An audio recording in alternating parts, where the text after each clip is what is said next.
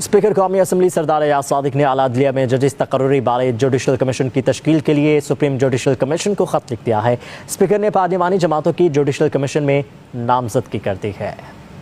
Speaker कौमी assembly सरदार एयाज सादिक ने आला अदलिया में जजिस तकर्री के लिए जुडिशल कमीशन की तश्कील के मामले पर सुप्रीम जुडिशल कमीशन को खत लिख दिया। खत में स्पीकर कौमी असम्बली ने आला अदलिया में जजिस तकर्री के लिए पार्लिमानी जमातों की जुडिशल कमीशन में नामजदगी कर दी। कौमी असम्बली सेक्रेटेरिएट के मुताबिक जुडिशल कमीशन के लिए कौमी असम्बली से अपोजिशन लीडर उमर अयूब और मुस्लिम लीग नून के शेख आफ्ताब को नामजद किया गया है। चेयरमैन सेनेट से मुशावरत के बाद सेनेट से जुडिशल कमीशन के लिए फारूक एच नाइक और शिबली फराज को नामजद किया गया है, जबकि खातून की नशिस्त पर रोशन खुर्शीद आलम का नाम भी भिजवाया गया है। तर्जुमान कौमी असम्बली के मुताबिक 26वीं तरमीम की मंजूरी के बाद जुडिशल कमीशन में 5 अरकान पार्लियामेंट की नामजदगियां सेक्रेटरी जुडिशल कमीशन को भिजवाई गयी। पार्लियामेंट से भिजवाए गए नामों में हुकूमत और अपोजिशन की बराबर नुमाइंदगी है। तर्जुमान कौमी असम्बली के मुताबिक जुडिशल कमीशन के लिए नाम सुप्रीम कोर्ट को मौसूल हो गए।